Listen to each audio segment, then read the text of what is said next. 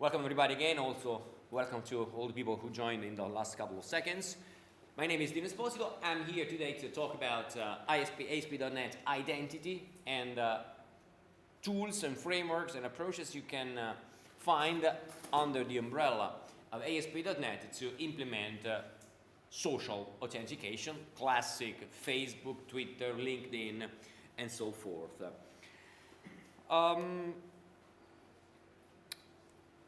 There is a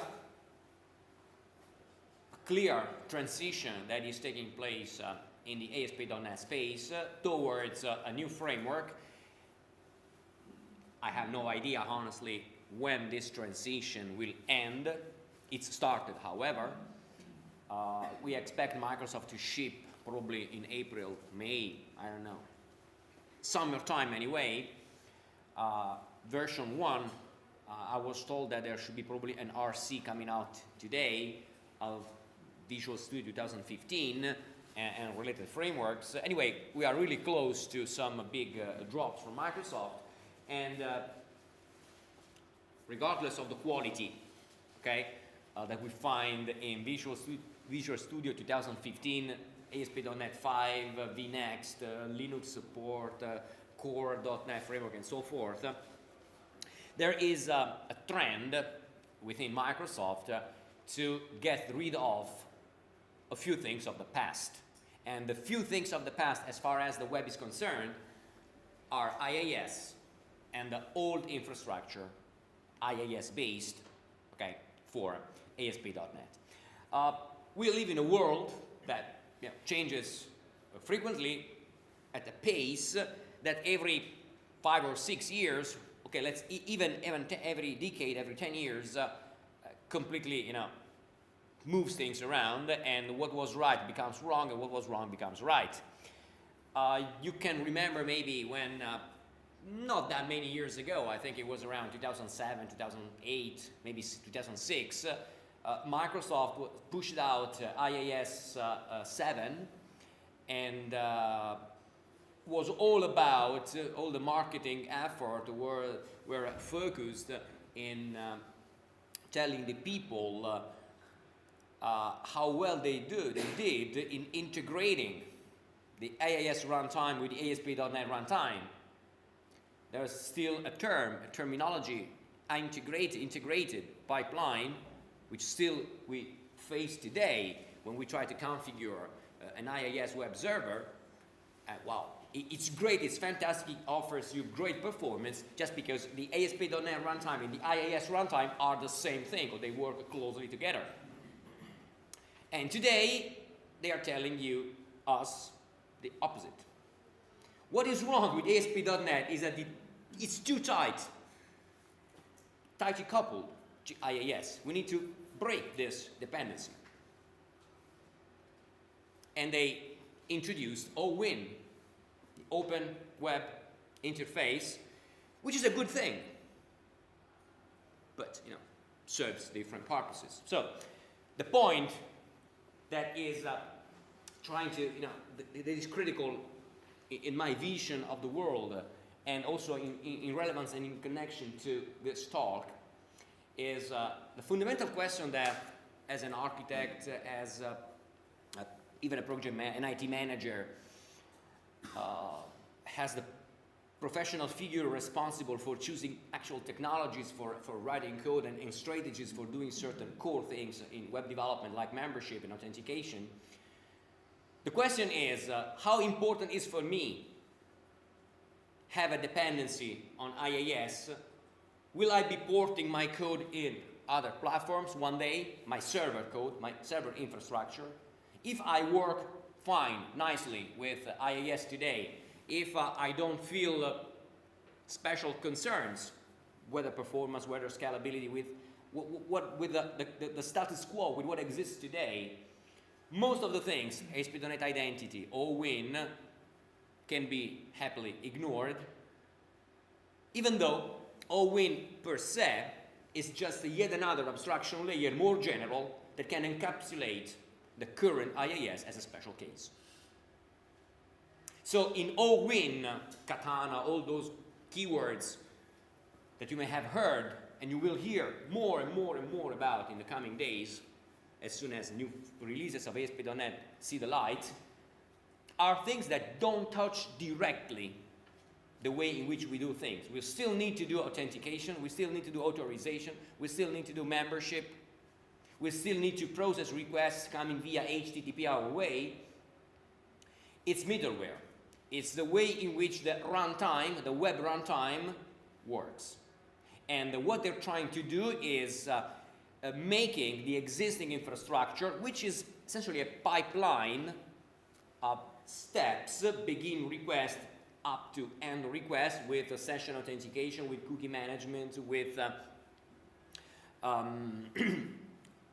output caching, with authorization and authentication.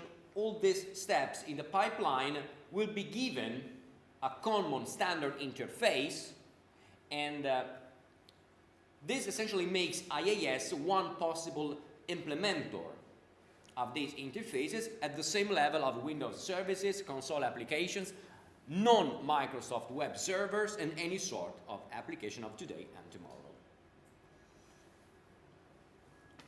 Just to say, just to give you a concrete example of what I mean, of what we are trying to, what Microsoft is trying to achieve, which was not available for years, for decades, I would say. It was around 2000, so 15 years ago. A company called me to help them building a local web server. It was a different age, so the purpose this company had in 2000 is something that today would make us just laugh, okay? But at the time it was cutting edge, and they needed a super guru to help them out. They wanted to put on a CD-ROM essentially the website. They were a media company. They had a bunch of websites with a lot of information, financial information specifically. They just wanted to put everything as it was a website on a CD-ROM. And they, to save time, they just wanted to just take the ASP, active server pages, from the website, put on a CD-ROM, and have the CD-ROM work like a website.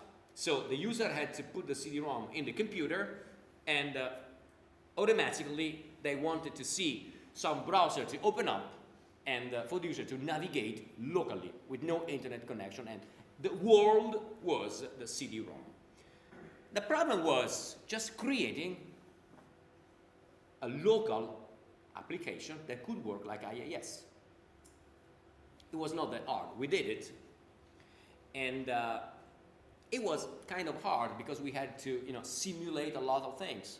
We had to essentially find a way to inject a scripting engine into the the binary engine we were building to process requests. We simulated that. I guess that today, with an open web interface like OWIN, the whole things we did 15 years ago with a lot of effort would come probably much easier. Okay, now,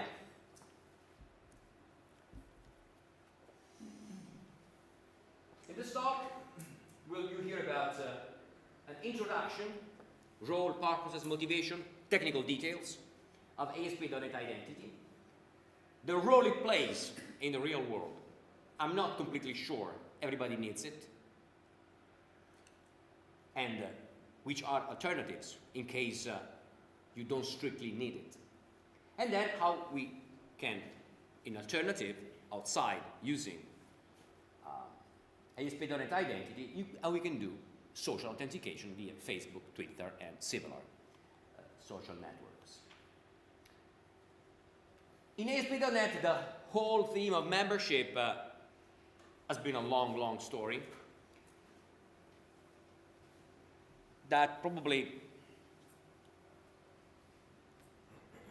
different teams in Microsoft tried to simplify and cut short at different times, but probably nobody enough successfully.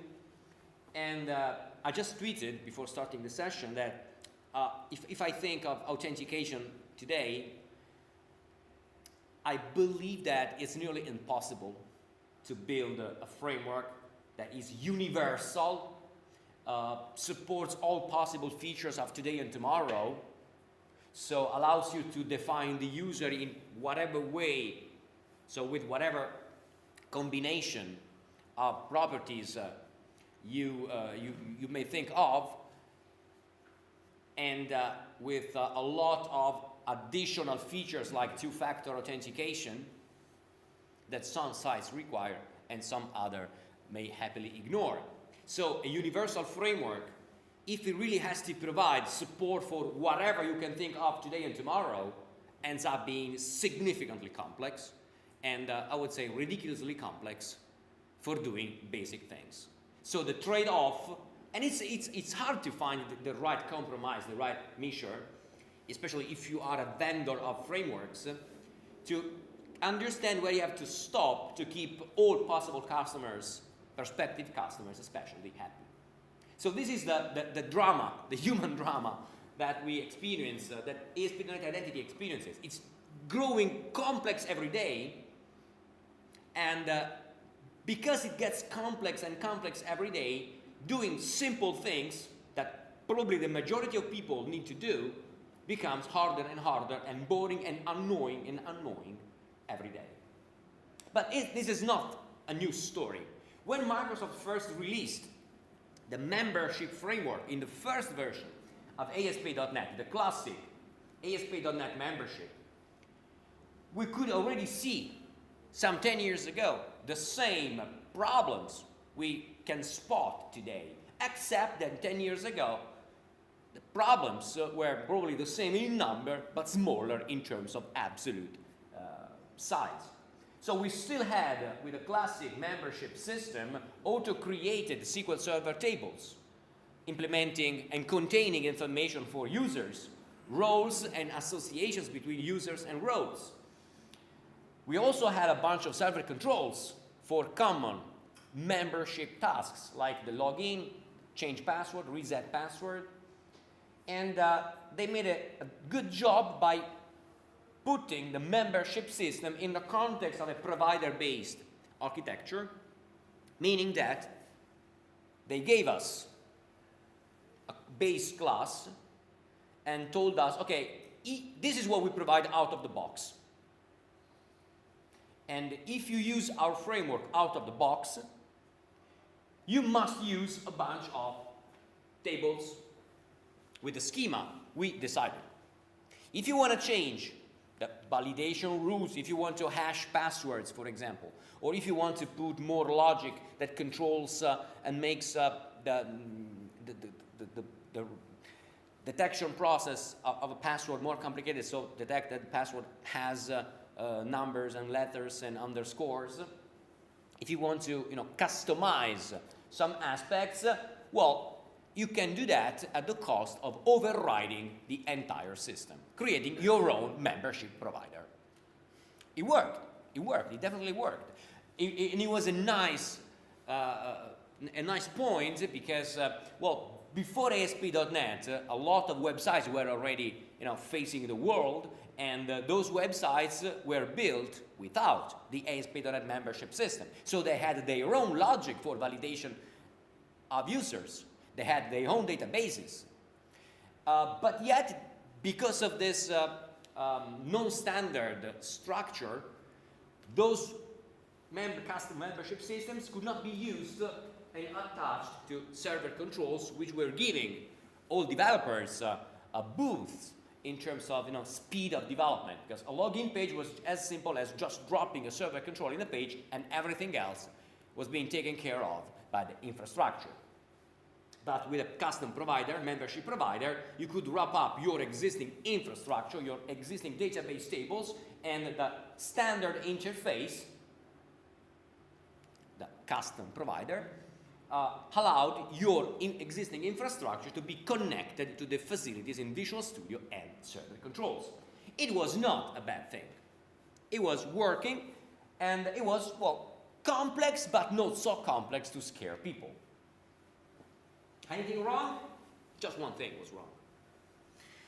And in particular, the fact that the interface of the provider was not really respectful of the I in the SOLID acronym. The SOLID acronym was not known at the time in which Microsoft created the membership system, but SOLID stands for the initials of 5 principles of object-oriented design, S for single responsibility, O for open-close principle, L for the Liskov principle, D for dependency inversion, not injection, and I, the I stands for interface segregation. And the point of I in the SOLID acronym essentially can be summarized with the second bullet point you see on the slide. No client should be forced to depend on methods it doesn't use.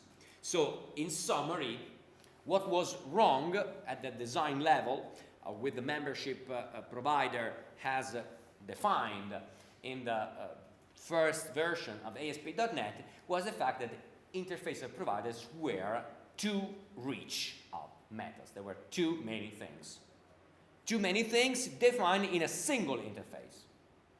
So the segregation, the split of the partitioning of methods in multiple interfaces didn't happen, but all possible methods, all possible functions, all possible features have been put in a single interface, so that if you wanted to create your own membership provider, you had 15 methods to implement, at least to write throw not implemented exception.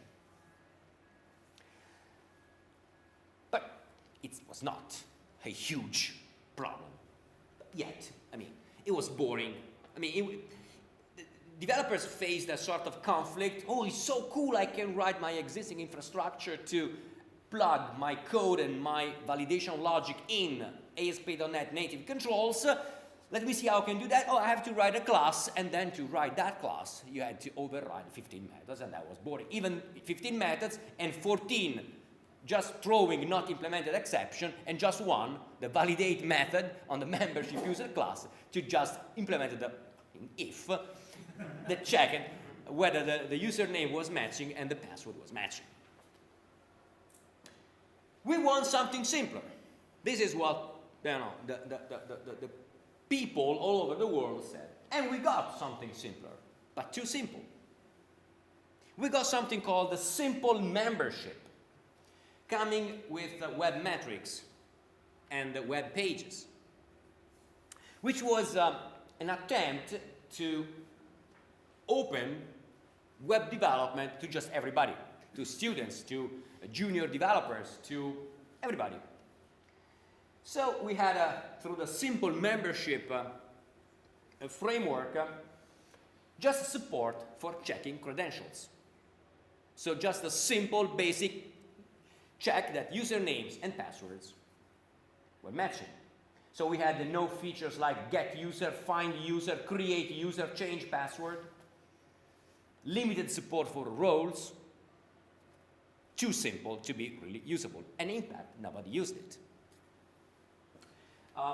Technically speaking, the simple membership API was based on a new API called Web Security, which contained internally some aspects that survived up until today. In particular, the Web Security API contained an extendable entity model that was over the years attached, connected to the code first feature in Entity Framework.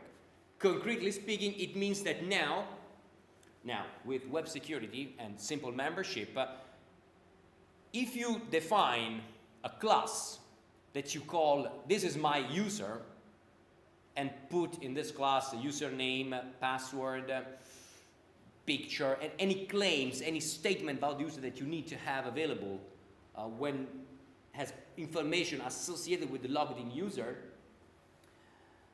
then the code first mechanism in Entity Framework used to persist that data will automatically create a table that reflects the schema of the user class that you provided. So you no longer you needed to create your SQL Server table yourself, but just defining at the C# level the public interface of a class, of a user class, you could have through code first the database being created automatically to reflect and store that specific piece of information. The Web Security API doesn't rely anymore on internal storage procedures, and it was providing the ground for porting storage of the membership information outside SQL Server, and in particular towards local SQL databases and Azure databases. More recently, a couple of years ago, Microsoft decided, okay, we had a membership, the classic membership, which is old and people anyway complains about that. We tried to offer people the simple membership API and they said that it's too simple. Let's sit down and create the perfect identity infrastructure. And they called it ASP.NET Identity, which is a framework centered on an object called User Manager. The User Manager represents the primary interface you work with, okay, when you want to authenticate credentials that a user provided. You interact with this object whenever you want to do anything else, like changing the password of a user, check if a user with a given name exists, check roles, and so forth. The User Manager is a central point, it's a central console that works with two other figures, the Authentication Manager and the Store Manager. And the names in this case are self-explanatory. The Authentication Manager is another object that you find exposed as a public member out of the User Manager that takes care of just authentication. So it's the component that checks username and passwords. And the Store Manager is the component that takes care of reading and writing membership information to whatever is the physical persistent store. Default persistence, so by default, if you don't change anything, if you don't configure in a custom way the framework, persistence, the Store Manager, works using code first, an entity framework. So you define a base user class, you put there all the public properties you want to be associated with the user according to what a user is in your development scenario, and code first does the magic of via entity framework creating database tables, appropriate database tables, and read and write out of those. You have to provide a user class, and the user class must inherit from a base class that Microsoft offers as part of the framework. Here is some code. The User Manager class is defined as a generic class that accepts a T-user, and the T-user is the generic type that represents a user, must be a type that implements I-user. And in turn, I-user is the abstraction, the minimal abstraction of a user entity, at least a string ID, at least a string for the username. And this is the absolute minimum you need to have in whatever class you want to treat as a user, but you are welcome to add as many more properties as you like. The overall layout of the framework, so the classes that you are going to have once you set up identity to work. There is a User Manager class of T-user specific for your application, so Application User Manager, which is injected a user class specific of the application. So imagine you derive an application user class from I-user. Then the Application User Manager is injected a user store that knows how to handle persistence-wise any type of T-user, And the user store, by default, uses an application DB context, which is a wrapper for an identity DB context of T-user, which happen to use, at the end, entity framework to do reads and writes against a database. Okay, you can hide and replace whatever is grayed out on the slide and create your own set of classes as long as you expose out of your new class an iUserStore object. So an object that implements iUserStore of T-user. Okay, so if you want to get rid of entity framework, if you want to use a RavenDB, MongoDB, if you want to use an XML file to save data, to retrieve and persist your membership information, you can, as long as you provide an object that implements iUserStore of T-user. And at that point, you can ignore application DB context, identity DB context, and so forth.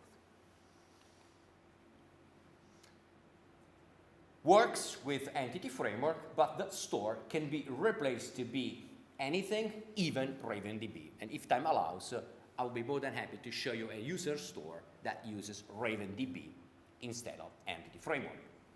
But anyway, in case we don't have time, there is an article that I wrote for MSDN magazine about a year ago that just shows that, just discusses how to extend the ASP.NET identity user store mechanism with a persistence engine based on RavenDB and completely ignoring entity framework. The screen now shows essentially the set of tables that are created when you have an ASP.NET identity infrastructure in place. There are a bunch of tables, roles, claims, logins, roles, users, and then some other tools to manipulate the content.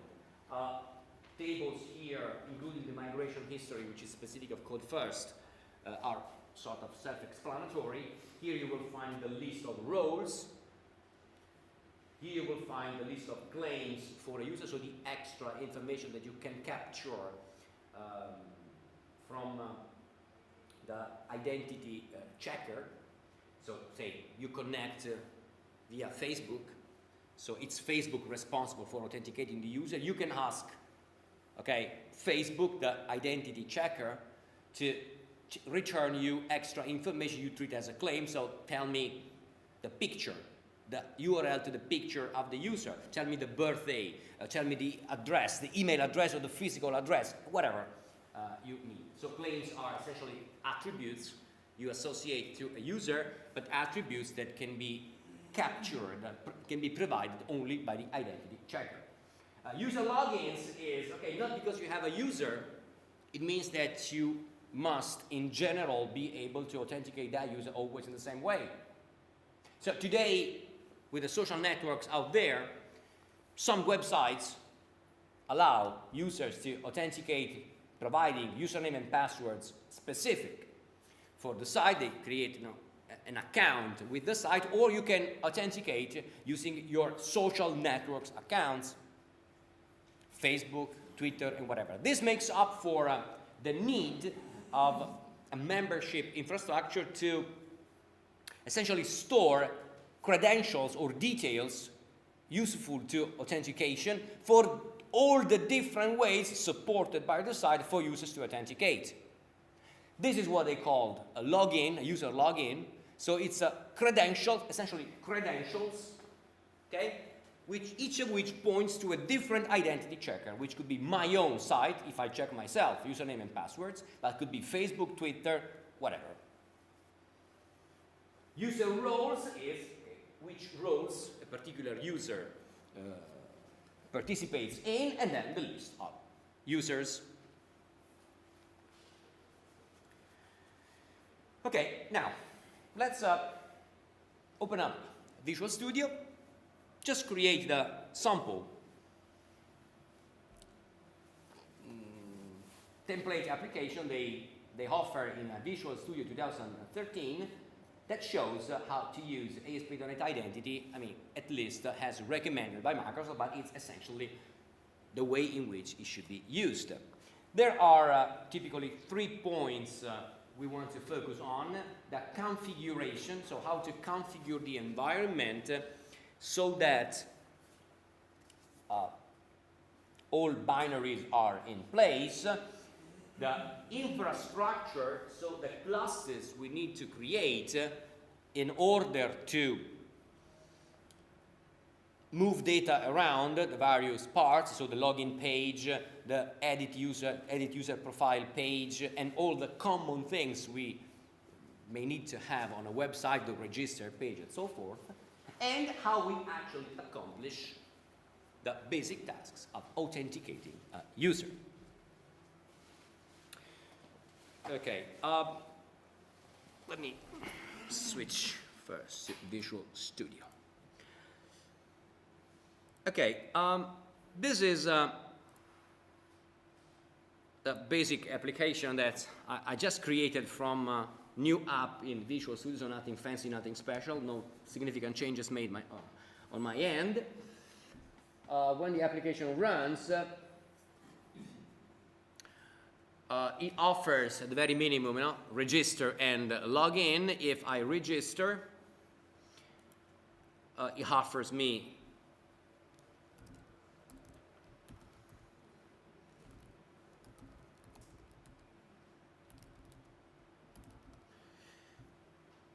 and it complains. Now, it complains, it's native. Now, it wants now a password that has a combination of uppercase and lowercase letters, numbers and underscores. If any of this is missing, it complains. Okay? But this logic is hard-coded in the configuration of the infrastructure. So to change this, you only have to inject in the infrastructure a class that simply knows how to validate the content of a password. It validates the structure of the password. It's called password validator. So it doesn't check whether the password matches what the user entered. It just validates that upon registration of a new user, the password it provides is conform to some security standards that you set through a class you have to inject into the system. Okay, so now that, let me see, foo_1, I register, and thanks God, it now passes, it accepts. Maybe.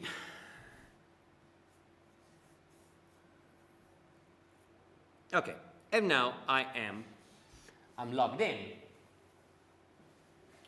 Okay, there is a false that displays over there.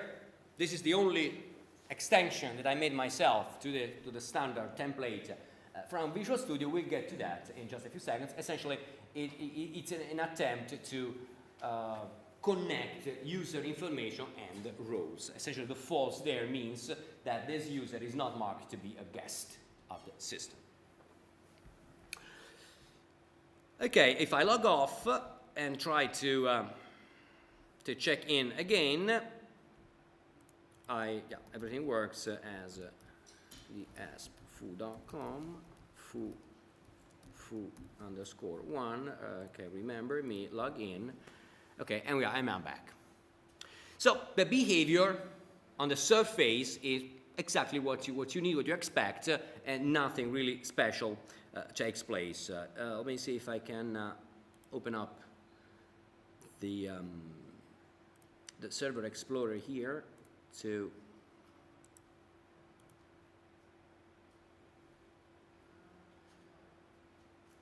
there you go. So these are the tables. We can check that ASP.NET Roles contains just one role. It's called guest. Guest is the ID and guest is the name. This one is, I think, empty.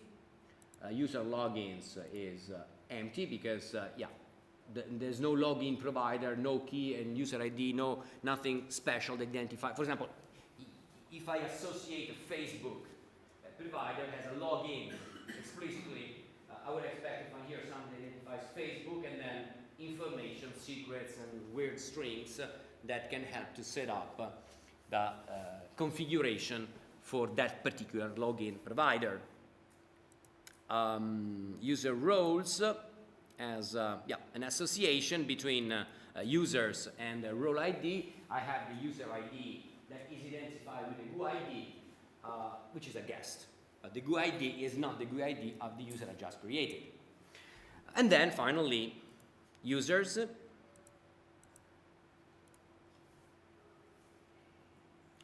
This is the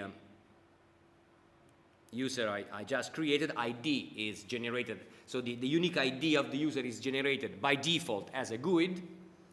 And if I take this and even manually, I go up here and put this and say, you are a guest. Okay, believe what, if I refresh that page, okay, I log off and log in again.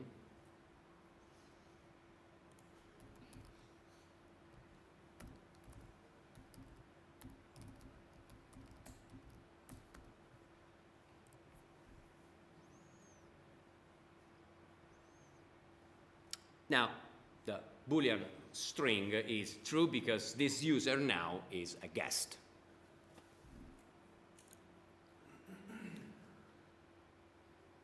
Okay, let's go looking into the source code of this sample application.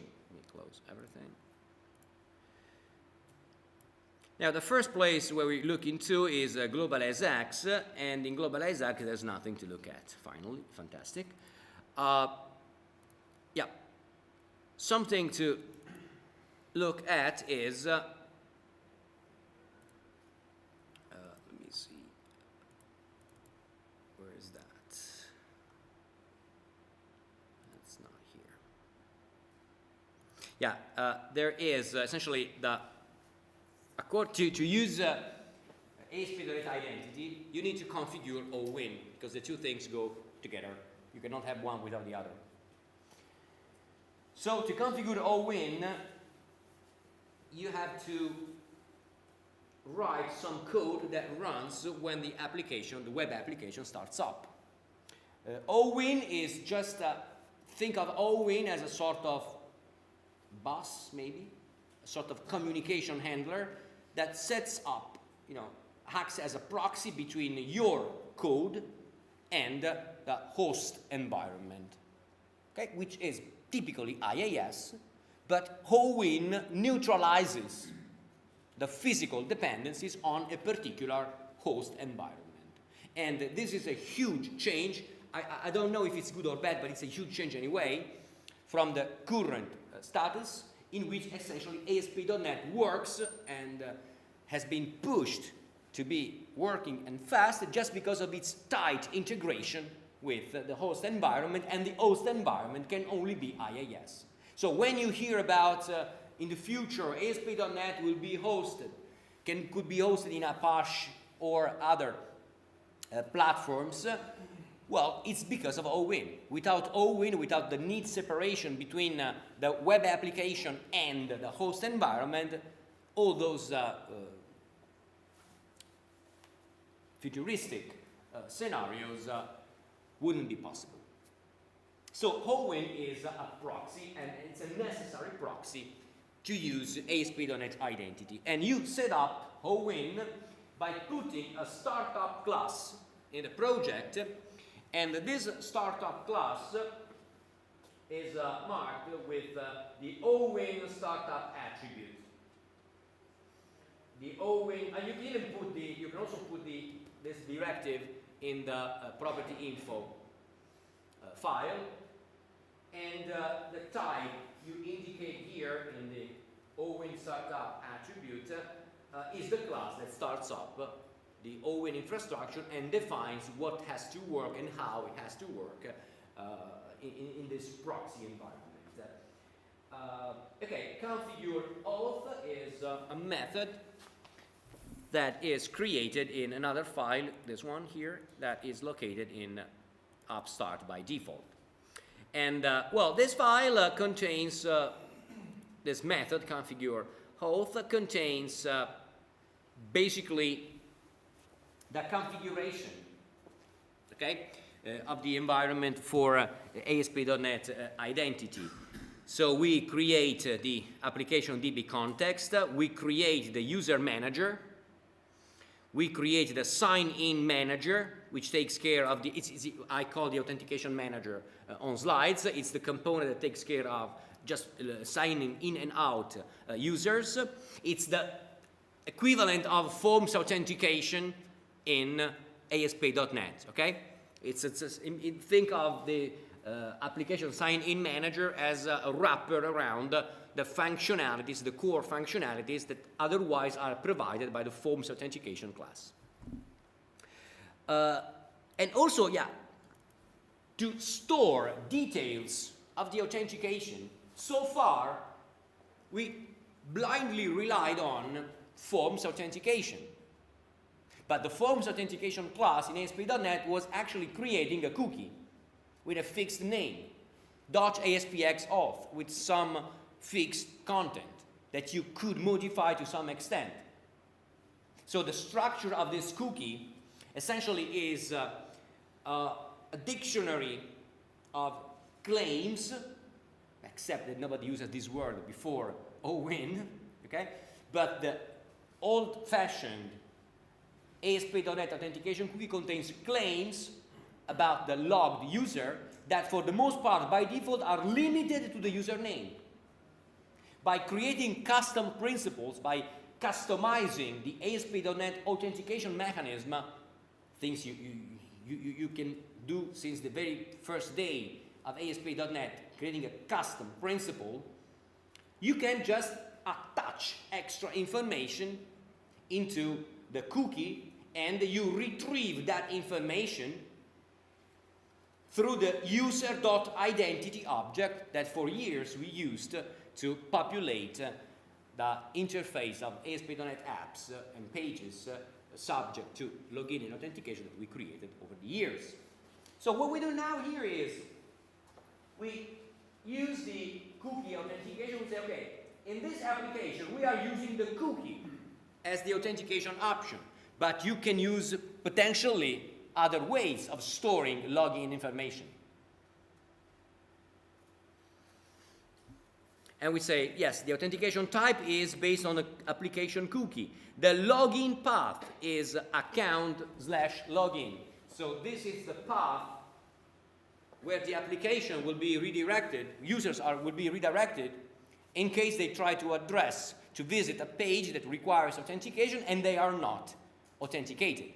This is information that we typically were used to put in the webconfig file, in a section of the webconfig file. This is now specified programmatically. And also we have a provider for the cookie that contains authentication information. And, well, we have code-based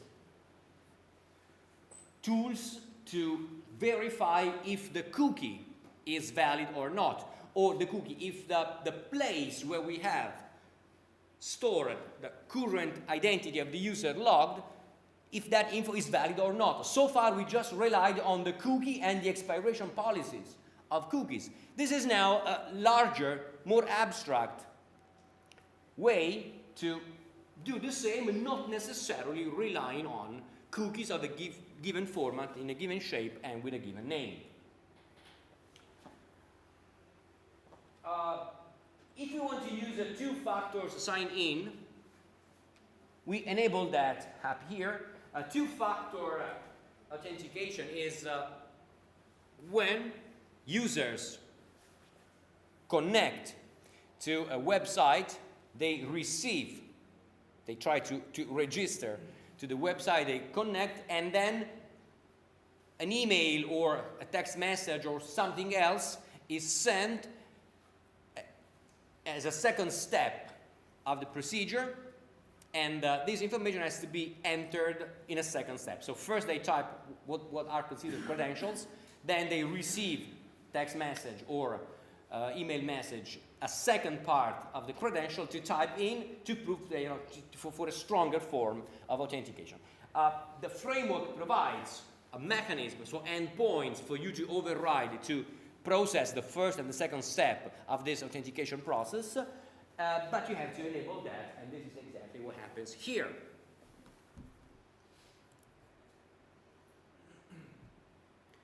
Then, if you want to use social authentication, you just use the method use Twitter authentication on the object you receive, the app builder, and you indicate consumer key, consumer secrets, those fancy strings that social networks provide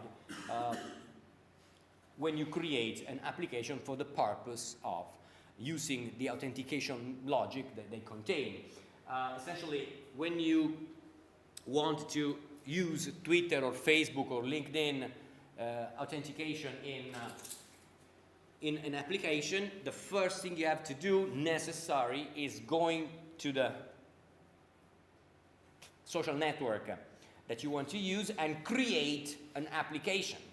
So you go to the dev platform of Twitter and create your own application using your own account. So you connect to Twitter, to Facebook as a user. It doesn't have to be your personal account, it could be also a company account, okay? You connect to the social network, create a dev account. Everything is free, for the moment at least. And there you create under this account an application. And when you do that, you are given back, typically, an app ID and sort of a password. Now, Facebook calls app ID and app secret, Twitter calls consumer key and consumer secret. But they are essentially two strings that more or less play the role of the username and password to access, essentially, the authentication services of the provider, the social provider of choice. Okay?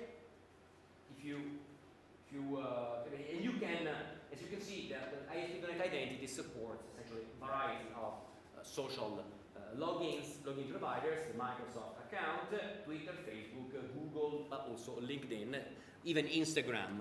I mean, the Instagram, for example, is not supported here, but all these methods are extension methods that are part of the framework. So you can easily use Instagram authentication and just code inside of that method all the steps, essentially the URLs and the HTTP calls to make to Instagram to make it work. So there is no magic here. It's just storing and configuring under a higher level, easier to use a programming interface, things that anyway happen using the OAuth 2 protocol, and it's mostly the same for any social network out there. Okay, so at this point, let's say that we have configured the OWIN infrastructure. Next.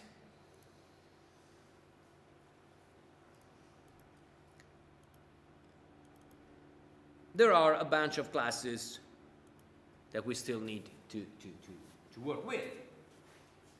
Okay, we have now the infrastructure set up, but we still need to define the programming interface of what we consider a user for the purpose of this application. So I told you already about the iUser interface, which typically represents the very minimum set of properties any user should have according to the vision of ASP.NET identity authors. There are a couple of classes. One is identity user that is predefined. This is a part of the infrastructure. This base class typically is extended, creating an application user. I would even recommend that instead of application, you use your actual application name. So, my app user. And, well, at the very minimum, you derive from identity user. But you can add here more properties to add more information that you want to associate with a user. And this is a method here, predefined, that essentially knows how to generate an identity for the user of that type. Generating an identity is essentially obtaining a claims identity, and claims identity is, at the end of the day, a more modern version of the identity object we have found for years in ASP.NET attached to the user object. It's the principle, what we otherwise call the principle in today's ASP.NET framework. It's a more modern version. Instead of, typically in classic ASP.NET authentication, if we want to customize things, we create a custom principle. So we create our own class that implements iPrinciple, and we put there all the information we want to have handy, available, as soon as the user logs in. So typically, okay,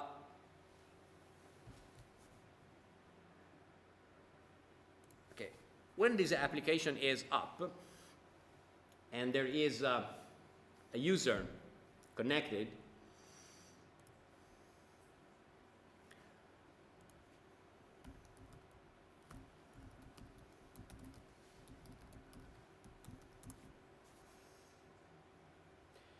there is,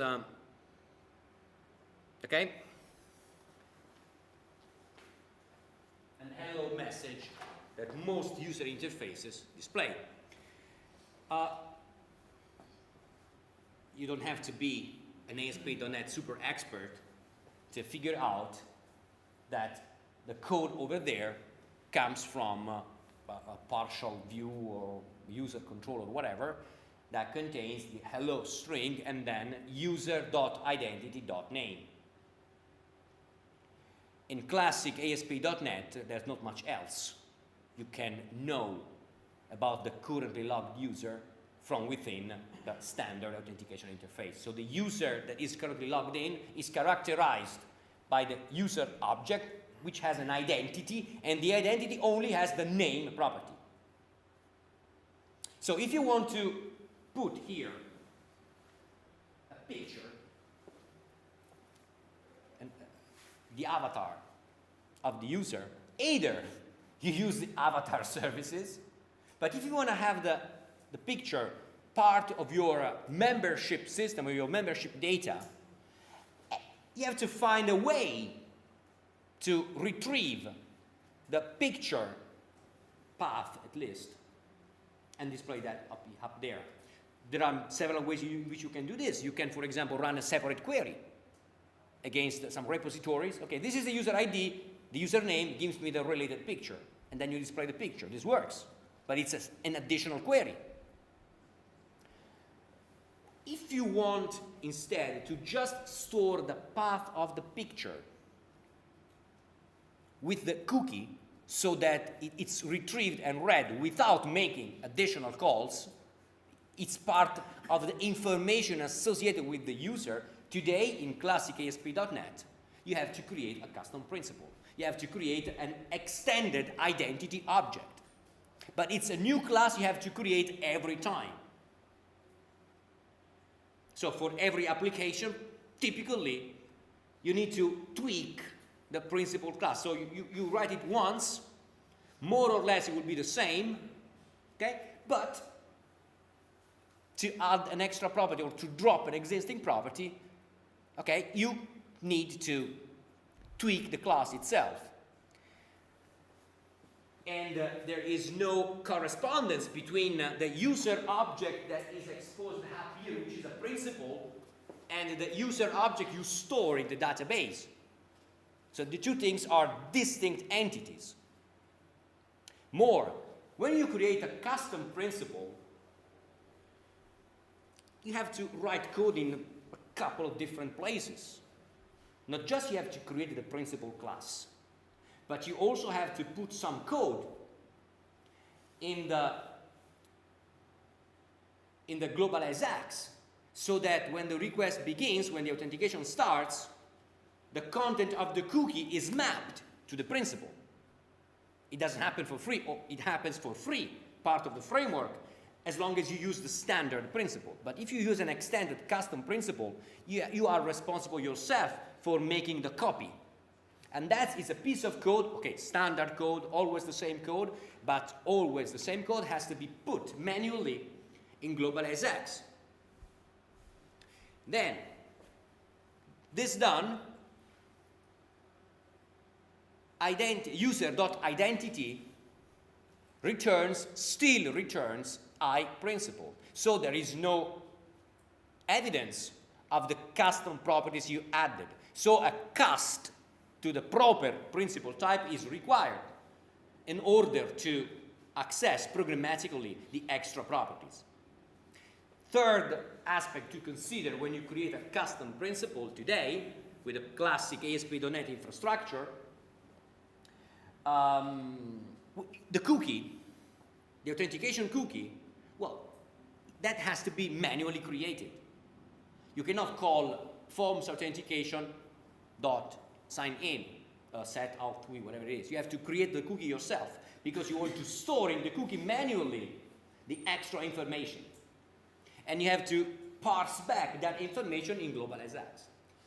So, creating a custom principles to add claims to the user that represents the currently logged in user requires some work, nothing special.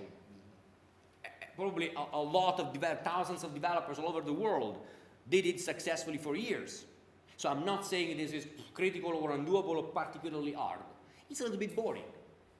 And it's nearly, I haven't found in years a way to automate this process other than reducing to the minimum 3 steps that I just outlined. The claims identity mechanism here is, in the context of a wider and more sophisticated framework, is a way to simplify, because now you have a claims identity. And what you receive is a claims identity object, which is essentially a dictionary with all of the properties you have. So the interface remains the same at the cost of creating a claims identity, which logically maps to creating a custom principle. And the code that you find for free, essentially, define here, the manager create identity async. This code, well, for the most part, doesn't need to be changed.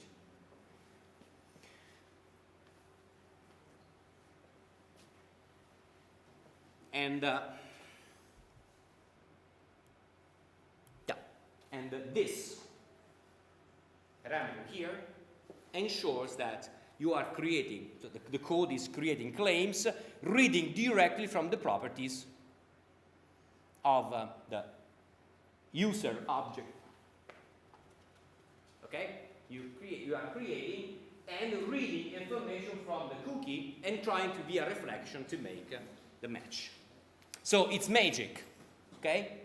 It's syntactic sugar on top of the same tasks that otherwise we would call ourselves using the principal mechanism. So again, there are not many ways in which a web environment can work.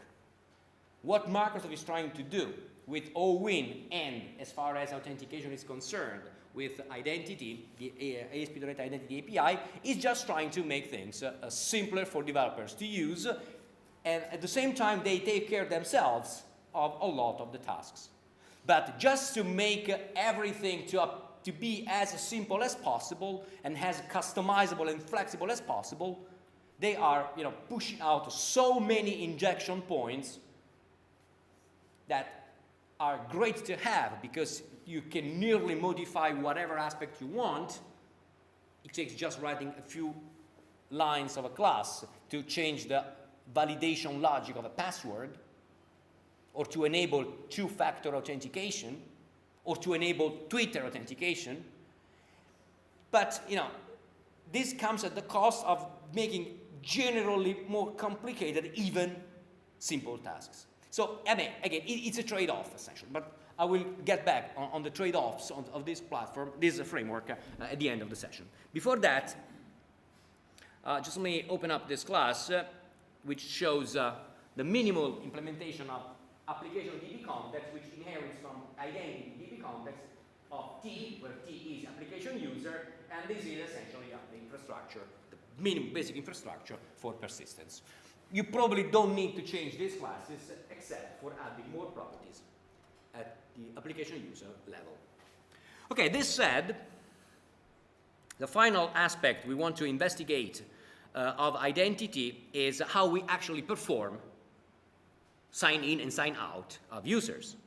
And for this, there is an account controller class, and the account controller class has these two public properties, sign in manager and user manager. You use the user manager to control, start, and trigger any operation that relates to the user. So create user, get user, find user, change password, these kind of things. Sign in manager, you use that one for sign in and sign out operations.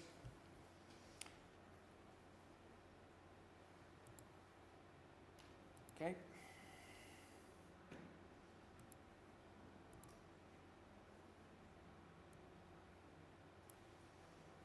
And look, HTTP context, get OWIN context.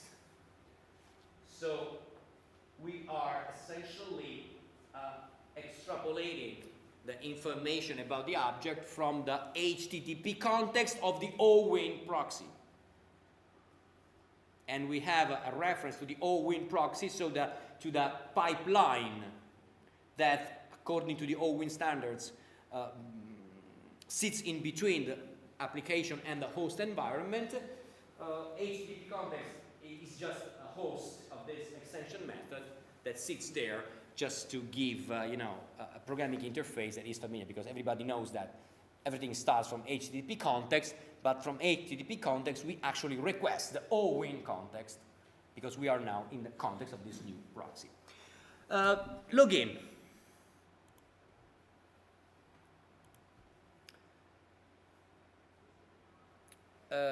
Okay, the login, the get of login does nothing special. The post of login is a lot more interesting, because this is what we do. This is where we run, where we end up when the user pushes the button to try to log in.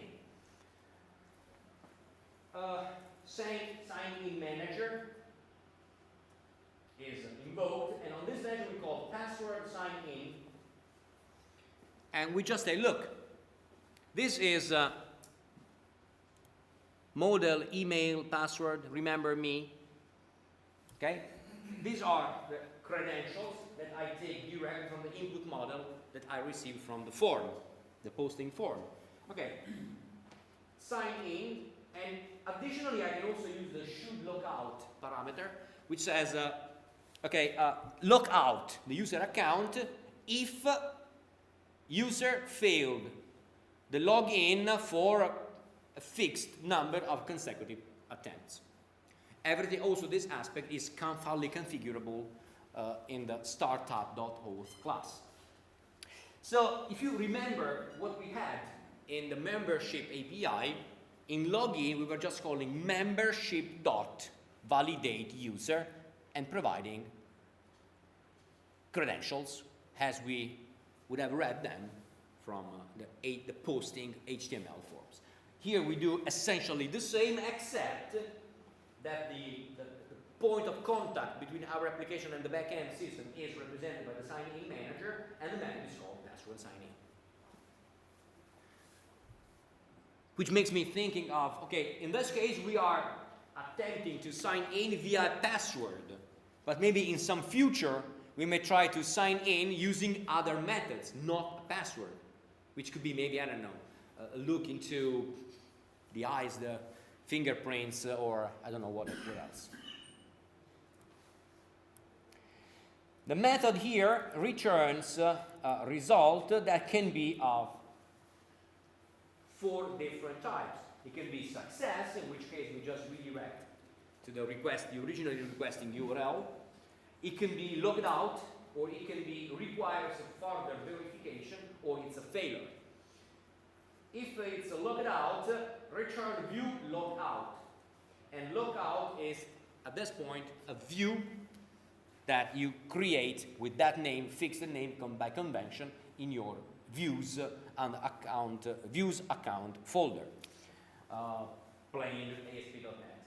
More interesting if the status is requires verification, because this means that we are in the context of a 2-factor authentication process. So, okay, the first step of the authentication of checking the credentials is okay. But now the site requires more. And requires in particular that the user types in a new interface that will be provided a value, a code, a string, something that is sent to the user through different means, most typically emails or text messages. What the framework offers is redirect to action, send code with a return URL, which is the originally requested URLs where the user should go once the entire process of authentication has successfully completed. Send code is another method you find on the account controller. Of course, it's called send code here. You can change the name is arbitrary. It's just a method on the account controller class. And it gets the user ID, and it also gets the list of providers registered with a proxy that can be used to send the verification code to the user. And typically, you can use your email, the mail server on your web server or an external web server, or you can use if you have a Twilio account, you can use that one to send text messages. But providers that offer this service with an interface compatible with the class must be created and provided, and they are not registered at the moment in this demo application, but you have just the infrastructure ready. Okay, at that point, yeah, it also shows a user interface with the list of providers that have been previously registered, user factor select partners, blah blah blah. And after that, when the user from the send code that probably should be somewhere here. This is the user interface of this sample application for the 2-factor authentication provider. You will receive a drop-down list with all registered providers. You pick up the one you like, you push submit, and we are back to send code now as a post. And we call, again, sign in manager, send the 2-factor code async. This is the selected provider, and if everything is okay, verify code. We go to the page where we actually enter the code that we receive probably in real time via text messages or emails, and finally verify code. Where is that?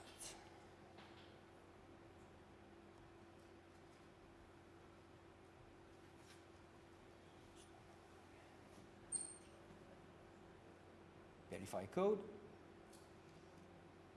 Okay. Displays a user interface, and when has been verified, if this is okay, we jump up here and are finally redirected to the expected page or the user account is logged out, or some error occurred.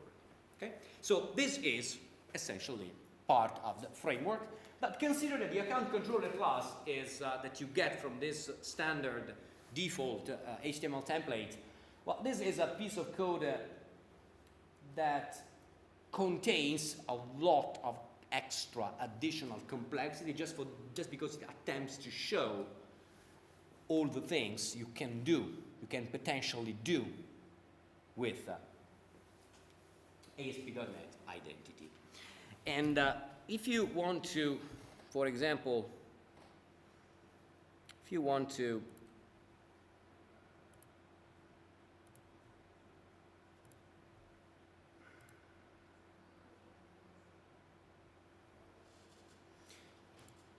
to log in using an external component,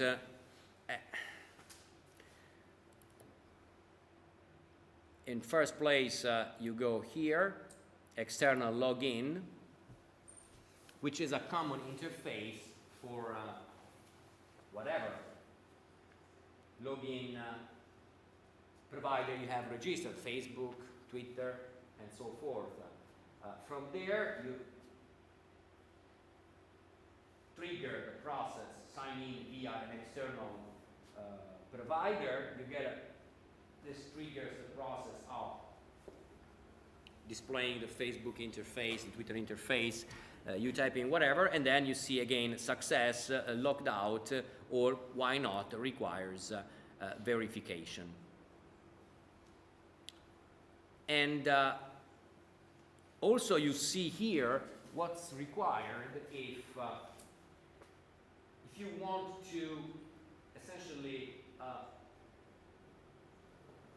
still have users that accept to log in, that decide to log in via Facebook, to provide some extra information to use. Okay, you logged in via Facebook, but please, we need an email address. Type the email address.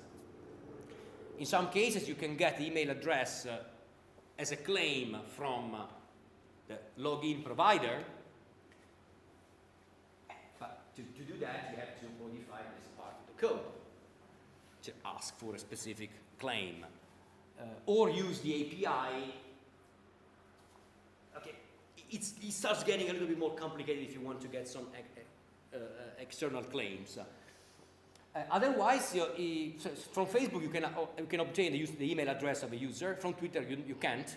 So if user connects with Twitter, you may want to display external login confirmation where you ask the user to type the email address or the birthday or whatever extra info you couldn't automatically capture from users.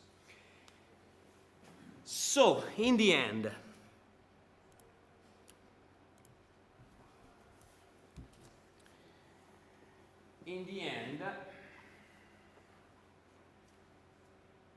roles work basically the same way that they work in membership. There's a table, you add elements to a table. The UI for adding roles to a user, that's completely up to you. You can check roles on a user using the familiar isInRole method on the user property, and notice name of roles are case sensitive. Okay, what's the point of this? Why? Oh, okay, before we reason about that, sorry, let me run the final demo that I have here for you, which is essentially this sample application that one day will make it to the wild to help my daughter and kids to measure the quality of their English. It's called The Book is on the Table, which is more or less the way in which Italians pronounce the book is on the table. But anyway, what's interesting here is authentication via Facebook. You cannot, if you put up a website and want kids to use that, no way you provide username and passwords. Okay? You have to provide the social and typically Facebook authentication. But it has to be quick, extremely quick and direct, as is. click, the page refreshes, I'm in. Log out, I'm out. In, out. That's it. Of course, this works this way because on my computer, I'm connected to Facebook. If I log out of Facebook, then it will go through the classic interface of Facebook. And the same for Twitter and whatever. Now, for this very, very specific form of authentication, honestly, ASP.NET Identity is definitely too much. Absolutely too much. I can achieve the same, okay, specific to Facebook, but, and probably to be sort of adapted if you want to add also Twitter, but doable. In the real world, probably when you talk about social authentication, even for sites that offer you Twitter, Facebook, LinkedIn, Google, Instagram, it's Facebook for the most part. Twitter.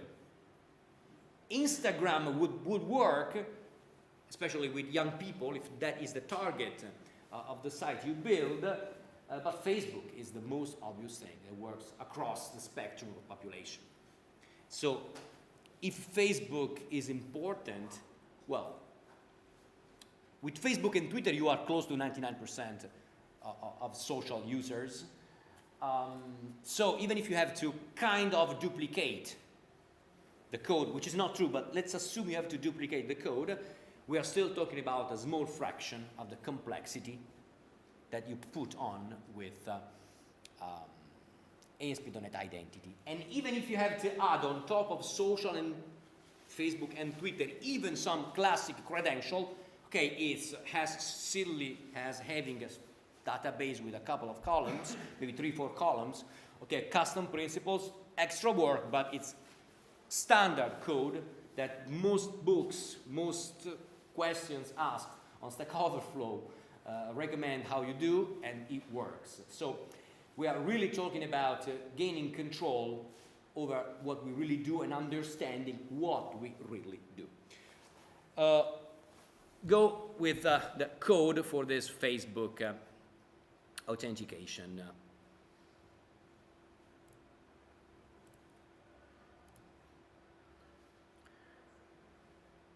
I have a login controller. So when I click on the Facebook button, I call, on login, I call just the method Facebook. Control M O. Okay? So this is what I have. The Facebook method to start the login process, the Facebook authenticated method to refresh the user interface past a successful authentication and sign out.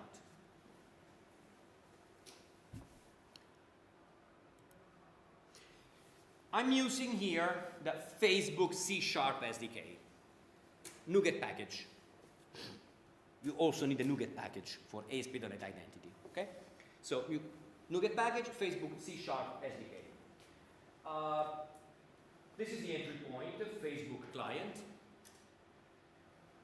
Client get login URL, new, okay, the client ID. So the code, the Facebook code of the application. That in this case is in my web config, okay?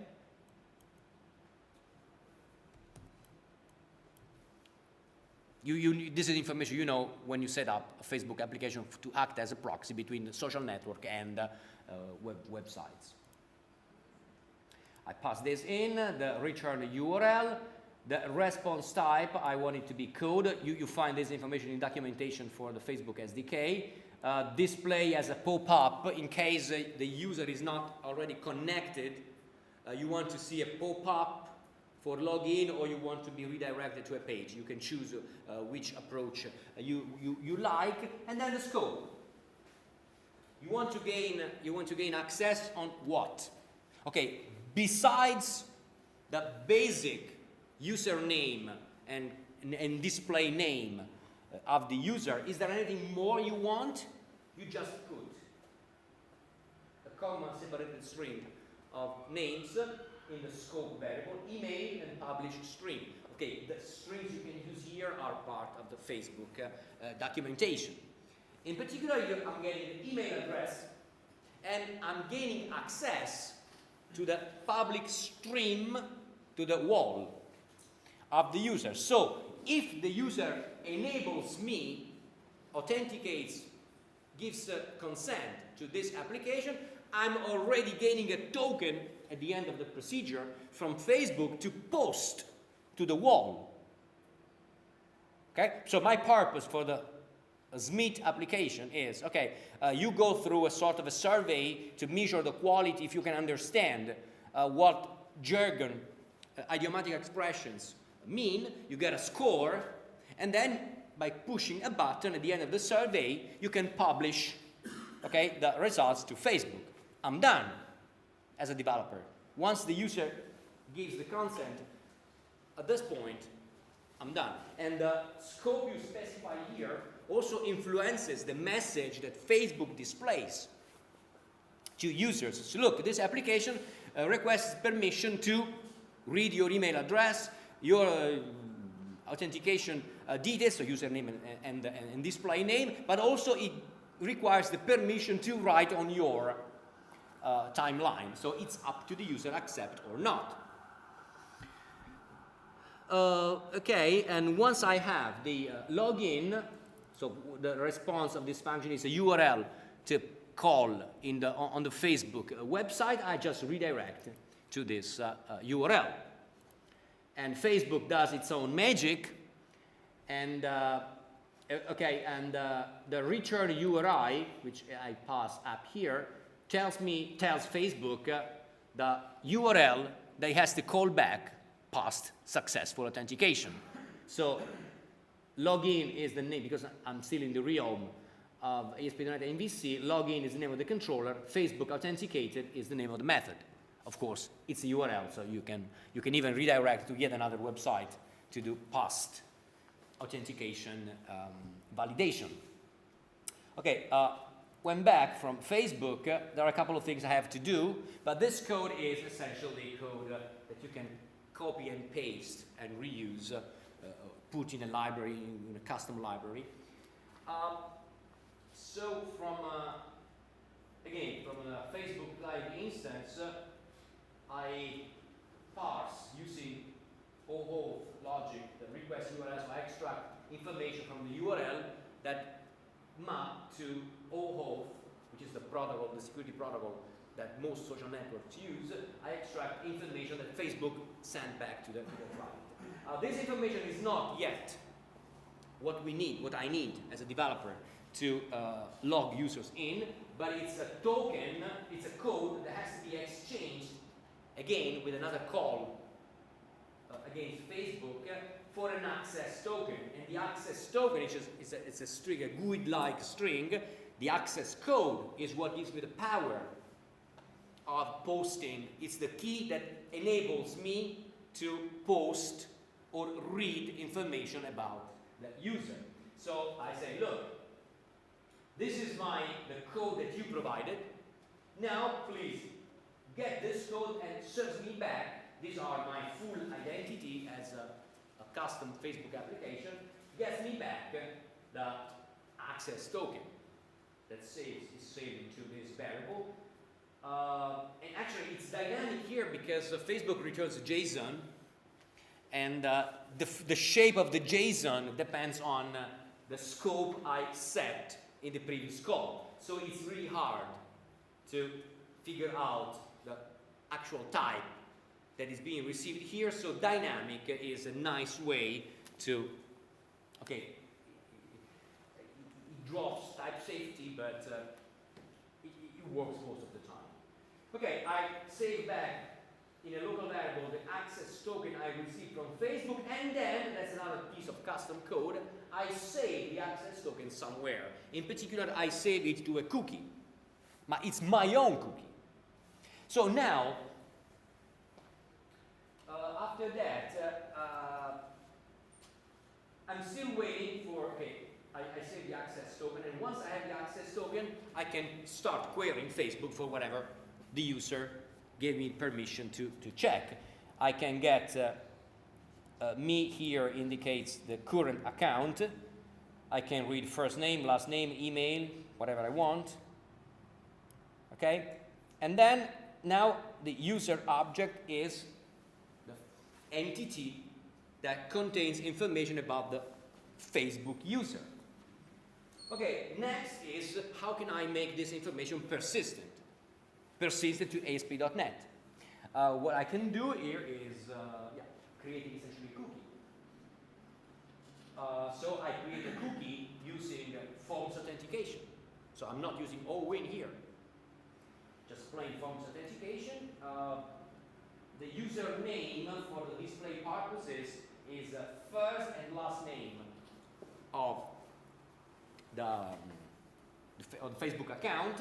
I'm not using here custom principles because I just want to limit that, but I can give you, if you're interested, I can give you the link to an application that's it's on Codeplex, where I also use a picture and create a custom principle.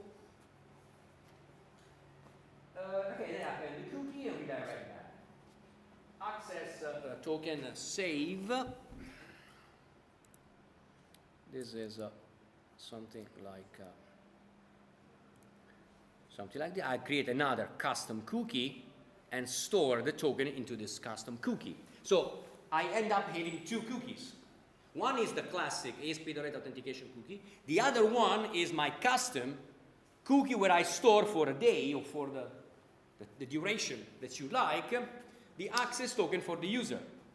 Meaning that when the user gets back, I'm still having an access token to start posting to Facebook, if that's the case, right away, with no need of further authentication.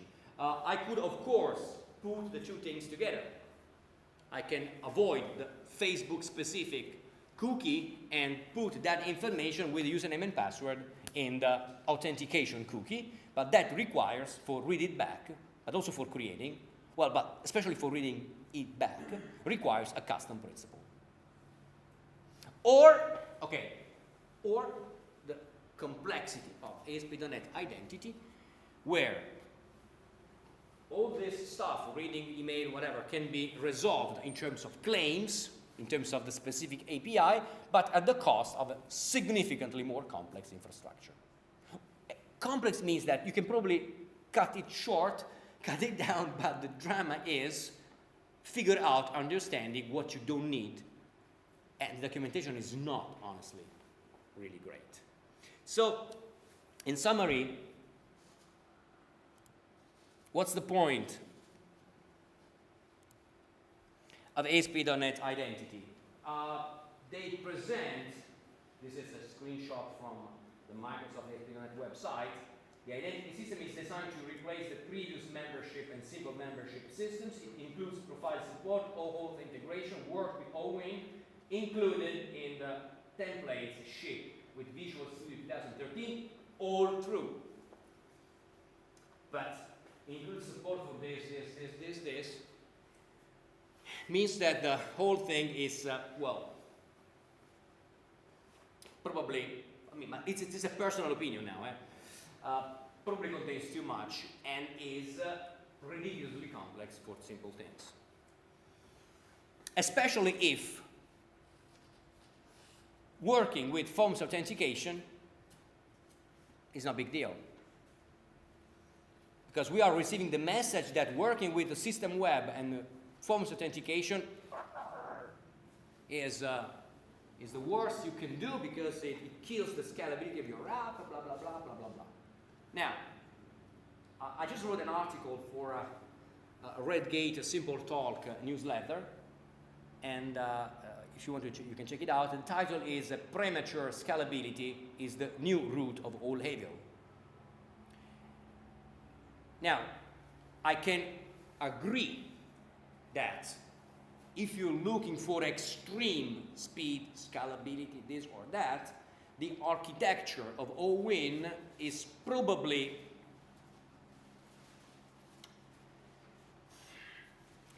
cleaner for sure. It's for sure cleaner. It decouples the web application from the host environment, I'm not sure this means more scalability. Maybe I'm not an expert enough in, I never worked probably enough in the enterprise environment, large-scale enterprise apps. So probably I'm saying something totally silly. I think that for what people really need today is websites that work fast. Fast, it's a different thing than scalable. Fast is fast, and to write fast websites, you need caching, essentially. You need to ensure that most common operations take place as quick as possible. It's a matter of performance. It's a matter of getting fast response. Scalability is a different thing, related to performance, but it's different. It says that when the number of requests and users grow, the system doesn't have to doesn't have to die, but has to resist, and probably, resist well. But the scalability is either for, instantaneous peaks or growth over time. But, instantaneous peak, how many websites are like that?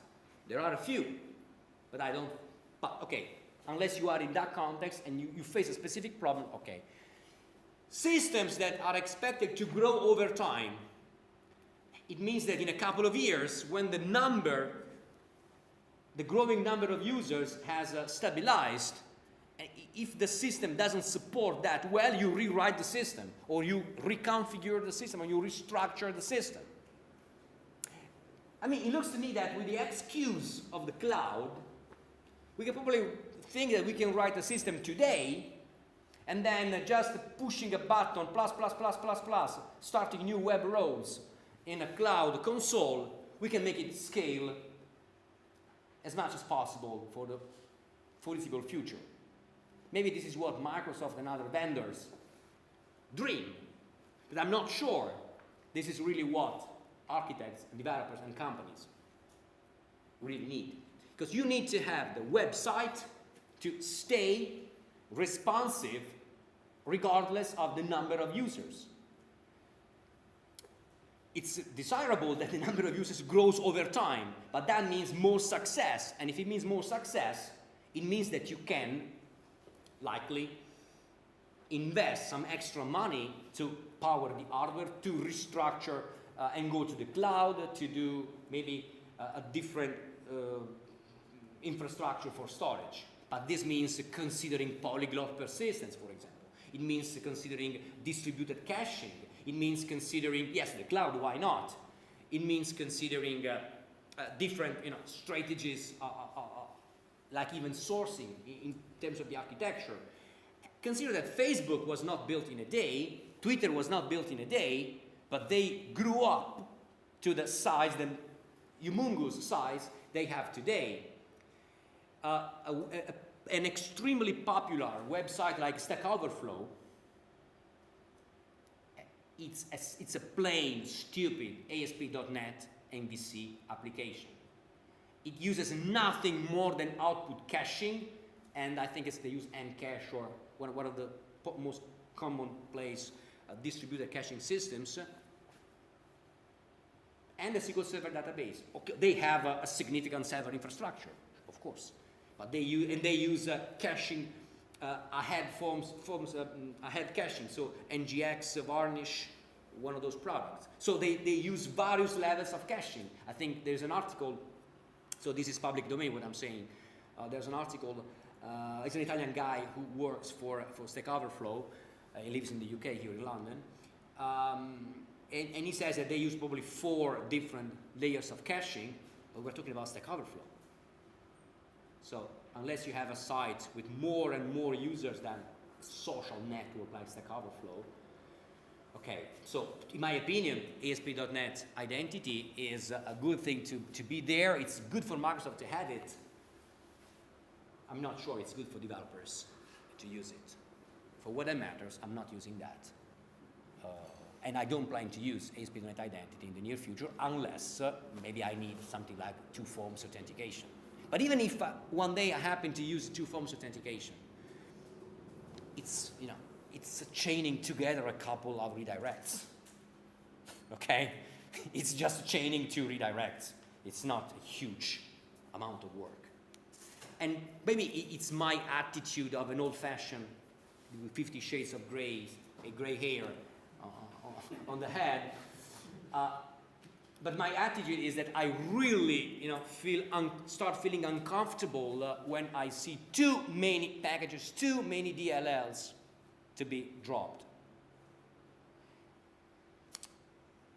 So it's a matter of trade-off. And I think last year I had a session similar on ASP.NET Identity here, and over 12 months, my perspective on ASP.NET Identity changed quite significantly. I was, well, it's interesting. A year ago, it's, I'm not going to use it unless something special happens. This is my position of today. Thank you very much for your time.